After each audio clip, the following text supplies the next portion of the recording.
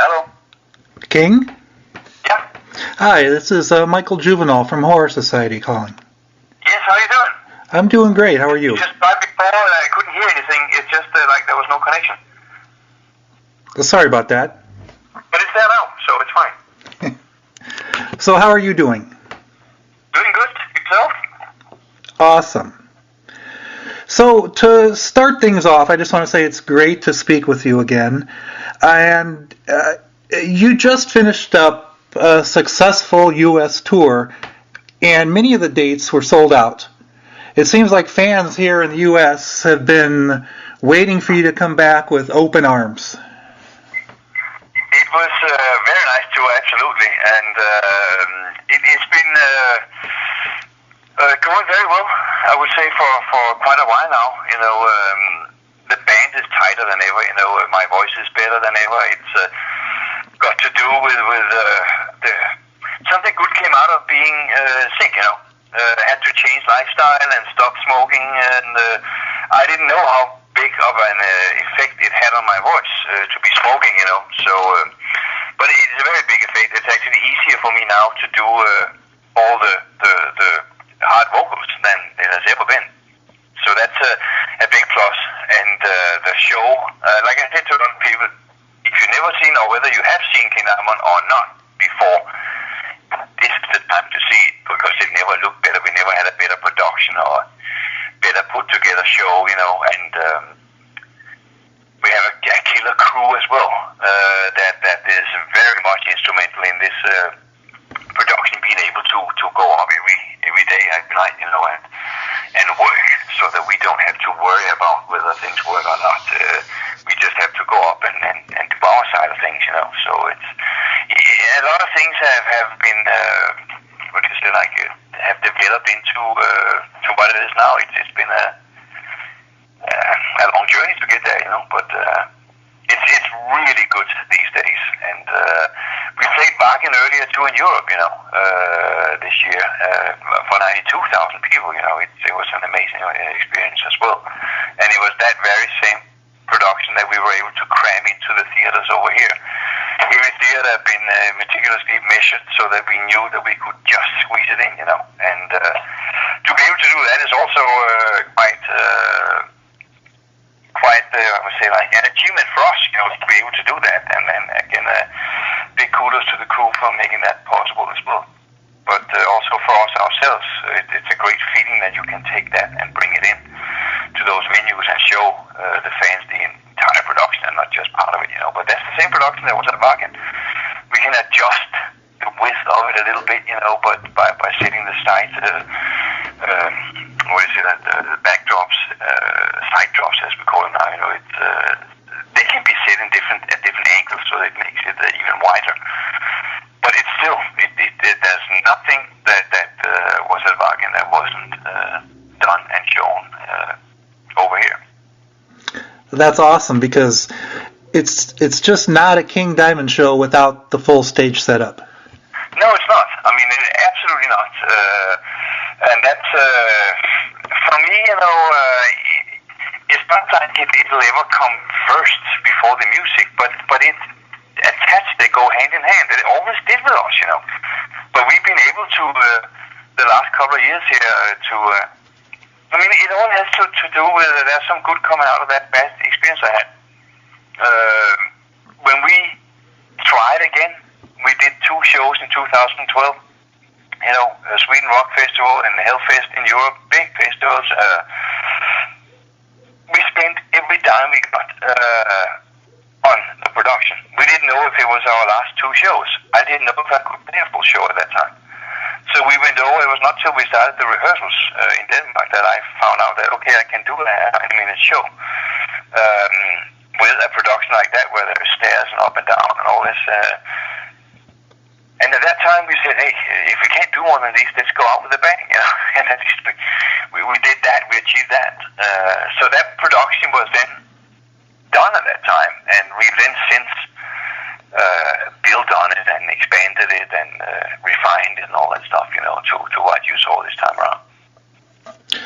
Well, since your surgery a few years ago, you've really you've only done a handful of European shows and festivals. So how did it feel to get out and do a complete U.S. tour? Did it feel good for you? Yeah. We did 13 shows last year in Europe, but it was spread out more, because it's mainly festivals, so they're mainly placed on the weekends. So this was, of course, more of a tour. We had up to 4 shows back to back on this U.S. tour we did now. And the voice was never a problem on this entire tour. Never, not even a hint. And that's amazing in itself, because to sing that style for an hour and a half, in the old days that would not have gone well, doing 4 shows back to back of an hour and a half plus, So that's again going back to the no smoking for the voice, it has given it a new life. Actually, it's never been better than it is right now. And normally at this point of one's career, if you sing that style of vocals, your voice starts fading. I mean, it just does. That's the nature's impact. It's just the way it is. Right. But I've gotten it to be better than it ever was. Right now, it's much easier for me, and I'm not as tired after the shows, as I would have been 15 years ago. It's a very different way for me to experience playing live. I mean, there's a whole new joy in it because it's easier, it's more fun. Everything is in place, from the crew side as well. I don't have to worry if things are working or up and running, or they make it so that it is. The gear we use, the microphone, I just started using a Sennheiser from the European shows and then on, I finally got one that opened up as well. What comes in, comes out. So it's the real thing, the natural thing going through the whole way. And it's a great feeling to be able to enjoy it more. Because that is what we do now. And you can probably, if you see the shows, you can probably see that too. And that goes for the whole band. It's everybody's really tight, and it's a good feel to be able to go up and play the shows or the songs that we play as well. It's a good set list that we have now, and which of course can be expanded. We already have several songs on the list that should be paid off for the future, So, but it is good. It was a very, very good tour, and hopefully that will be the beginning for a lot more, Great. We have three studio albums to do on our contract, So, and the home studio is finished now here for my vocal studio, so I can do all vocals here. Top-notch recording environment here at home. Again, top Neumann microphones. The vocal booth was built by 3 friends of mine, but from all pro stuff, vocalbooth.com out in Oregon, that does these. It was a platinum edition, double walls, double insulated with a floating floor. It is the real thing, It could be in a studio, a vocal booth in a studio. It's just the same. It's just a little smaller, but it's the same. And it's Pro Tools and all the right stuff. Barefoot speakers we are using now, which is also made in the US on the West Coast. Amazing. I didn't know music could sound like this. We used it in getting the right sound out of the song for the best of that just came out, Which is it's not just the best of that has come out. You can say it is, on paper it is, but it's so much more than that. These new speakers that we had, both Andy and I had the same stuff, and same gear that we're using for all this, and it made it possible to go in and actually go back and enhance albums that was before. You could say it was based on albums from before they were remastered by Roadrunner and Metal Blade. This song stock with Massacre as well, but all the songs that are on there have been enhanced, but from material that had not been remastered already, most of it. So that was one thing that was very important, and you can really hear it with the Roadrunner things. You can definitely go in and take, if you have an Abigail album, play that or them or whatever. You know, I mean, it's good for them. And then play those songs. Welcome Home has added bottom end, and it's not touched a whole lot anywhere else, but it just completes the sound of it. So Welcome Home and Invisible Guest sound amazing on that. That's the best versions I think that is out there of those songs. Same with the Abigail songs, and it's all of them. We were in there and fiddling with them and trying to get the best. But we went back before they had the remastering. You know, the Gold Masters. You know that from Roadrunner, they did almost all the albums. I think they did all the albums in they call them the Gold Remasters many years ago. They was made for making all the songs louder, which was an important thing at one point, that everybody wanted to sound louder for radio, so they didn't suddenly have their song come on and sound, oh, what is this? You can't hear it. You know, it was done for that, but the way they did it was with a lot of compression and limiters, and it kills the dynamics in the songs. It kills the original sounds that was put in there, and that's the thing I didn't like about them, you know. These new song versions that we have done was went all the way back and took the cleaner early versions and worked on them and got them up and running. So they are just as loud, but they are much cleaner, much more original. Welcome Home, you'll hear some of the themes that are being played. Actually, there's some harmonies being played by Roberto Falcao, the old engineer, you know, and co-producer, on keyboard, harmonies, these themes, and on the Gold Masters you can practically not hear the keyboard. It sounds more like something is playing in harmony. It could just as well be a guitar. Now you can hear clearly the sound of the keyboard, you know. I mean, it's that clarity that comes out. And that comes out in vocals and so much other stuff, you know. Solos, certain bends you just hear differently, you know. You hear much more stuff. But that was only possible with the new gear we have gotten, you know. So hopefully that will come in very, very handy for the future with all the stuff we do there. I wish we could do all the albums with those sounds, you know, redo them or throw out the manufacturing masters that they're using now, and then put new ones today with these new settings, because they will sound much better and much closer to the original. That would be awesome. The Best Of album, Dreams of Horror, that recently came out a couple weeks ago, sounds incredible. And I wanted to ask you, was it difficult to choose which songs you wanted to put on the album? Yeah. Oh yeah. Yeah, extremely. I mean, that should be it should be a quadruple at least to try and cover it. You know, so you can get close. So what we went with was pretty much the songs that we have played live for many years, still play live, and a few maybe that if we don't play them live, we probably will soon. But there is still more. There should be many more, you know. There is so much, you know. We used to play Burn and all kinds. We practically played all songs live by now. I think one of the last ones, of course, there's from Give Me a Soul, we can pick songs that we haven't played live because we haven't been getting around to playing more than 2 or 3 now. But before that, we played almost all songs live at some point. That's why it's also fun to pick songs out that is a long time ago. For the next tour, for instance, it might be interesting to pick up The Lake, which is a song that a lot of fans have been talking about wanting to hear live again.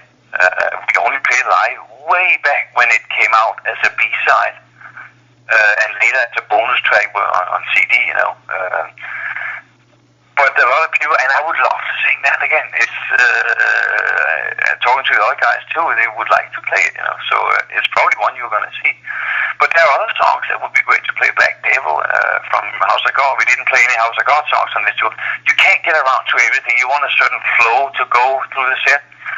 So it's not that we just pick songs and then we play live. No, it's very deliberately picked. And there's spot in in the sequences picked very deliberately to get the right flow, the right feel from song to song. When the actress is in there, when she's not there, what other things are being used. It has a very strong conceptual feeling, to make it flow the right way. So you got to be careful when you exchange songs. That's for sure. But there's a lot of songs. Last year, the year before, we started playing the Graves again, but we hadn't played that for so many years.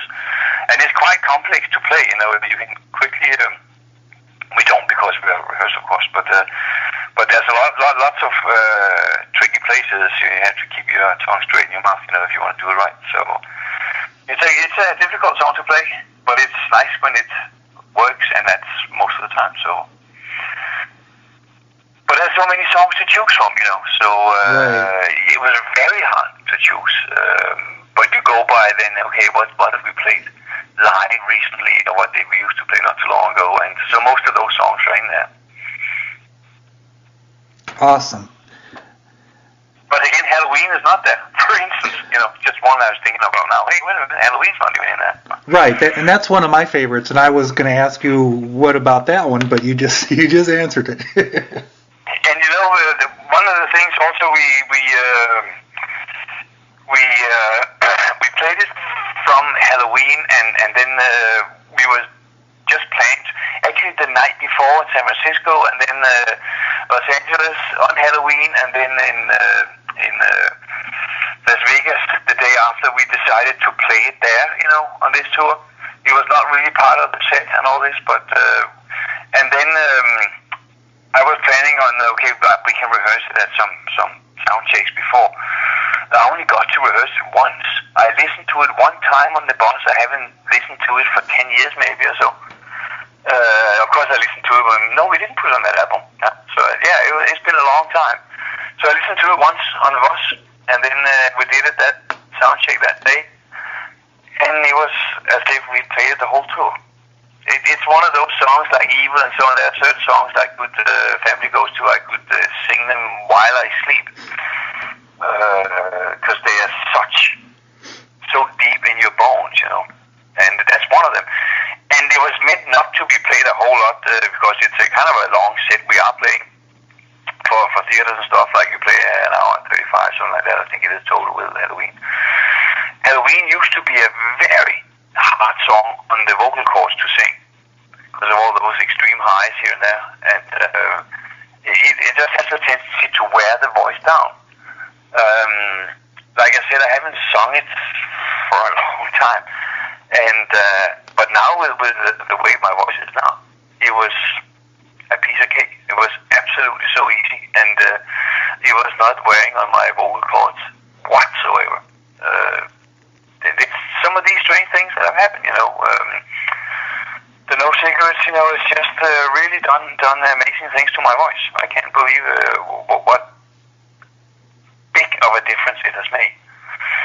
And then the overall, just the better physical form, from working out and eating right and all this stuff, So there's some things there that have changed. So Halloween was actually a very, very, very, very easy song to sing. Now, which it didn't used to be. It used to be pretty tough on the voice. Well, that's great. Well, speaking of Halloween, you played in Los Angeles on Halloween. So I know your stage show itself is always very large and involved. What's a Halloween stage show, and what does Halloween mean to you personally? Well, there was no change in the stage show for that night, because it's almost like the song itself says, every night to me is Halloween. So it's when we are playing, it feels like we are having a Halloween costume, theater, horror, that type of celebration, every night. So it was no different, of course. There was nothing changed in the set except for we had added the song Halloween that we would have to play that night, of course. But otherwise, it's the same, I mean, that's what I can say. Okay. There's no difference in Halloween, because every night is Halloween in our So how do you celebrate Halloween? I don't celebrate Halloween. I mean, if I'm not on tour, I don't. No kids come to our house. Maybe they know who's here. I don't know. I would think your house would be the number one house to go to on Halloween. Well, it's like if you come inside, you might enjoy it. From outside, it's nothing is decorated up. Christmas, neither. I mean, I actually have a Christmas tree in here in my house. You know, a small one that is sitting up over the fireplace. Little colored, ornaments and some tiny little candles in there. It actually gives a very cozy light from it. It's always there. I never take it down. I don't want to bother with it. And it looks fine there, actually. You know, I mean, Christmas is a cool time for me. I think it's cozy and all the nice lights and good food, whatever food I can eat these days, you know. But my parents always made a lot out of that. It's not a religious thing for me whatsoever. I'm not religious. I never was, you know. But it's a cozy time. I think it has some great memories from when I was a kid. Absolutely, you know. So I actually have a Christmas tree, a small one that is always out. I never put it away. Okay. So I can always turn it on whenever people come by if they want some extra cozy lights. Okay, awesome. Last time I spoke with you, King, you were planning the Loud Park show in Japan. What really happened with that? Well, yeah, I would like to know the last part of it that I've never been told is exactly what made the container ship late into the Chinese harbor. Because that I have never gotten an explanation for. I have my very good, suspicion of what happened, but I can't prove it.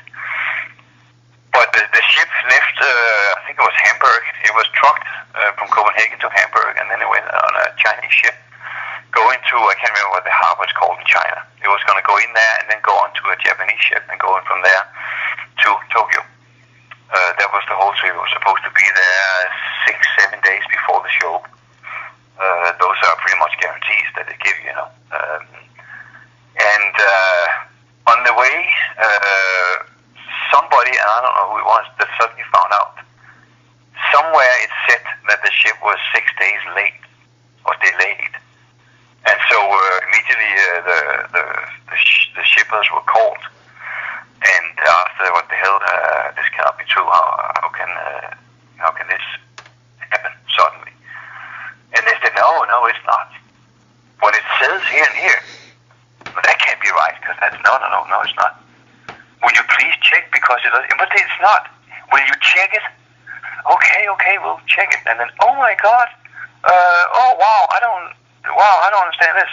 So that was the Danish company that we talked to that uses this company. And you might have heard of Rocket Cargo, a very famous, they ship band gear all over the world. They used this Danish agent. So instead of going to Rocket Cargo, we went to the Danish agent that Rocket Cargo uses, because all our gear is in Denmark. So you cut a link out and make it even easier. So we went all the right ways.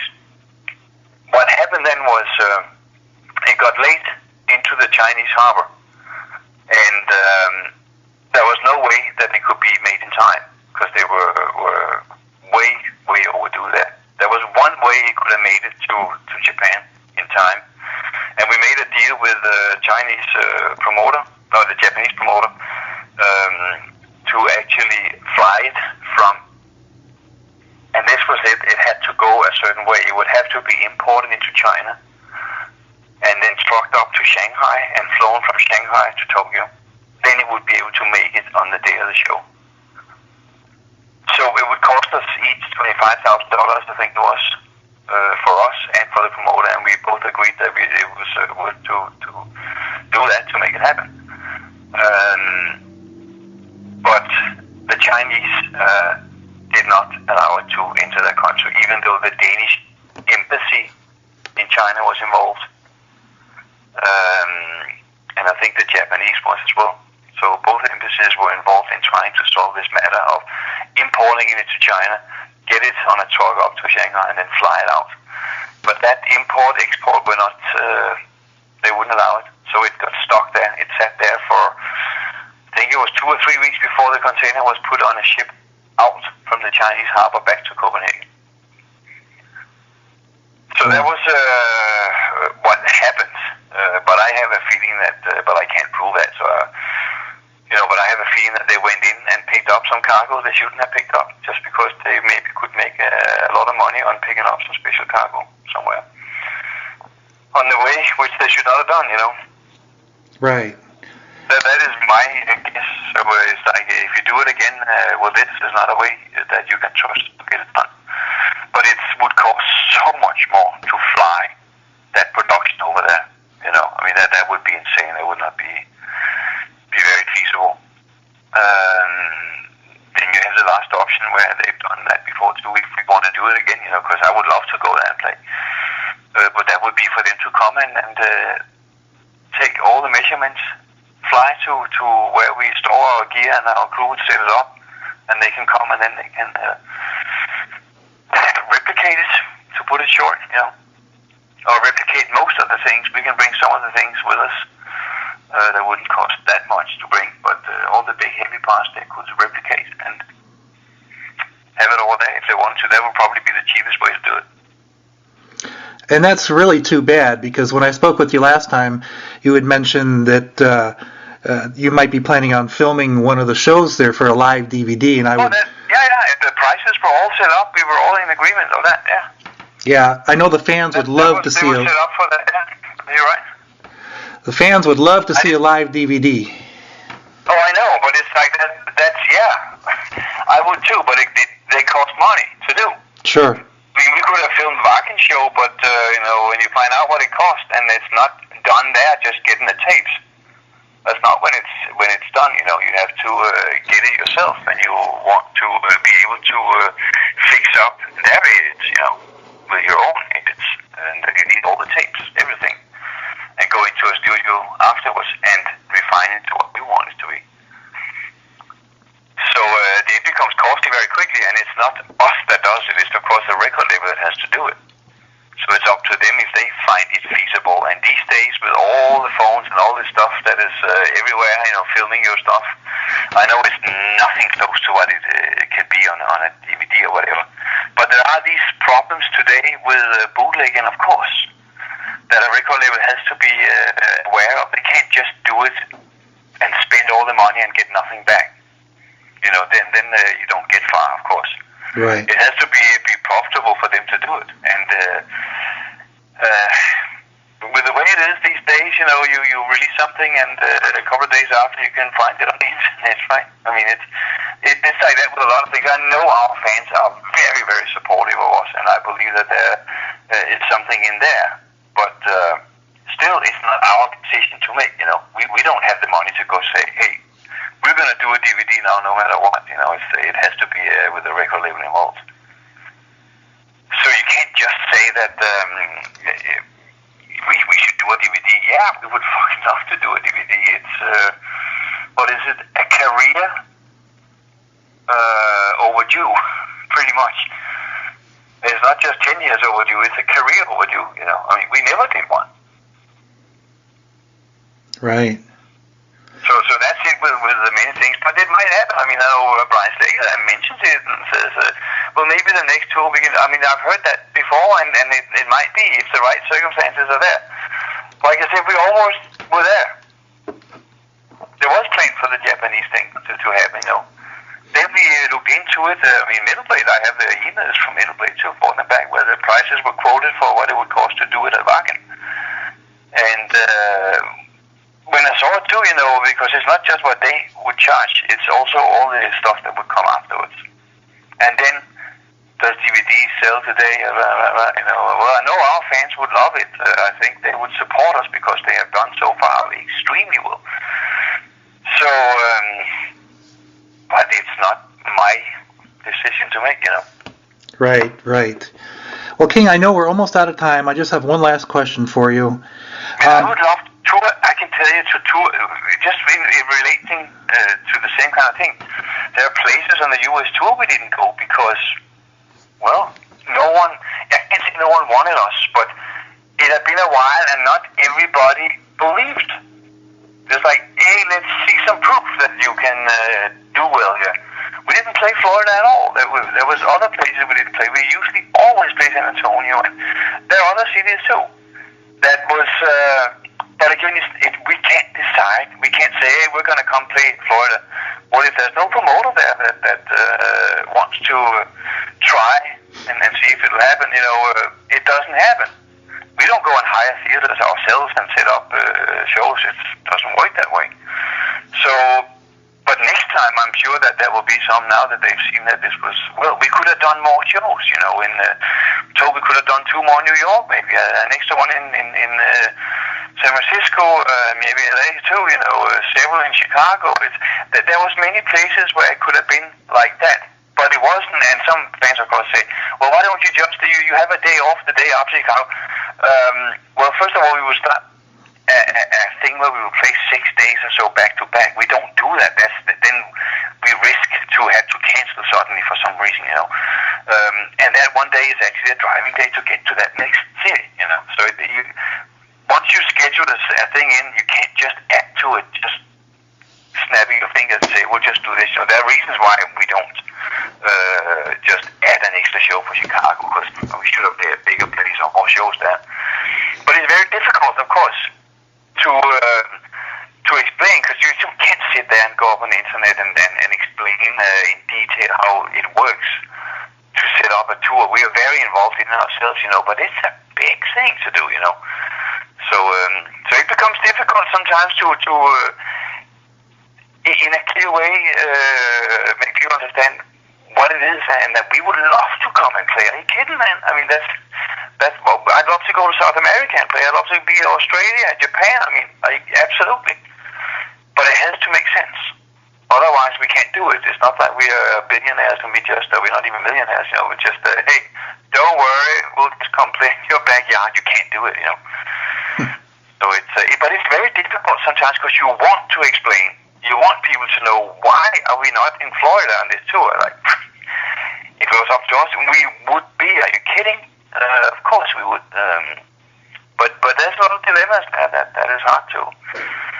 So the same thing with the show in Tucson. That had to be canceled because of food poisoning. I had food poisoning already in San Francisco. It was starting, but LA it was full blown, and you get double, triple dehydrated, and then had to play the next day as well. And did that, but then it was over. There was no more. It got dangerous. I actually had a doctor tell me that if you're not hydrated enough yourself last night, that was on the day of the Tucson show.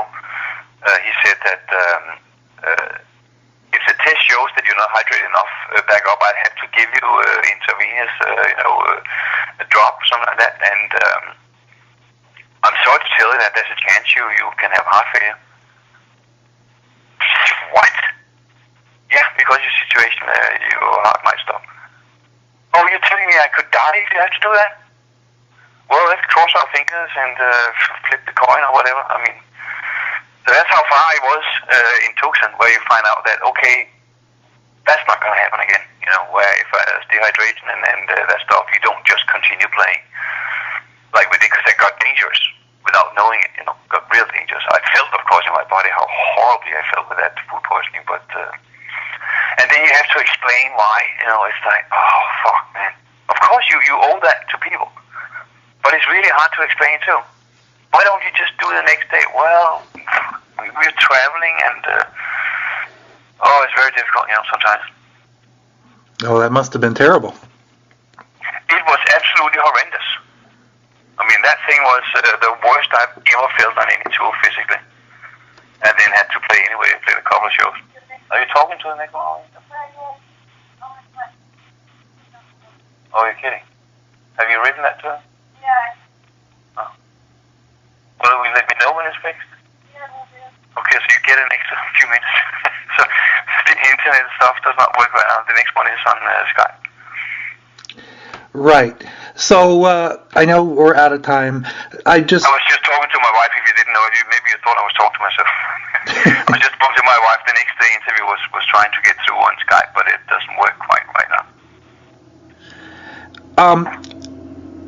Well, I guess if I have one last question, how soon are we going to be seeing any new material from King Diamond? Oh, when we're done. It's impossible to say. It's got to be right now. They have all the tools in our hands now with the studio here. I will never have to sing with a hoarse voice, and I can take as much time as I want to get it right. The clock is not running all the time, so it can be night or day, whatever. I need to get my hands on this new system and learn it perfectly and setting up all the sounds together with Andy. We have the same guitar amps too now, so we're going to set up the right guitar sound for the next album. And when you have that, you work on the right vocal sound. And once it gets up and running, then everything is right here. It's already cool and it works. I have been rehearsing for the tour in it. Two people could sing Livia, and I was working on harmonies in there for the tour. And so we were using it, but not for actual recording anything, but just for working through it. And have all the gear here, it's all set up. Andy has seen it here. He was here right before the tour started and said everything is perfect. He'll be back in January probably when we have a meeting to run some things through together with me, So, and then when that process is moving on, you start writing. I have lots of ideas for story stuff and like my box full of notes and lyric ideas and all that. It's getting fuller and fuller. So there's no lack of just want to go big time, So, but that's the thing that it's not going to get rushed in any way. There's not. It must be done by this or that time. We can play live without having new albums, but we want new albums out, and I can't wait to get started. I can't wait to record the way my voice sounds these days. It's I'll be able to do Foley voice choirs if I want to. It's a whole new deal. If a riff is not that great to sing to, I'll change it to where it's great to sing to, for myself. Yeah.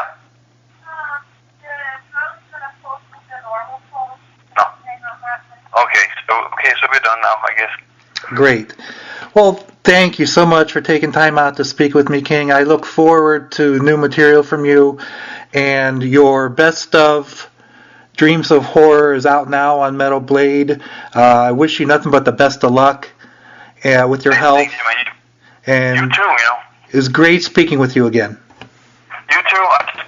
I just sound a little distraught at the moment, I think, because I just stepped in the door. I'd been to a meeting with an insurance agent for 3 hours, and I just stepped in when you called, I knew I had at 1 o'clock, and I just hauled ass back home, but I'm still walking around in shoes and everything. I'm taking off now, so someone is calling. So it was nice talking to you too, man. Thank you so much. You take care. Bye-bye.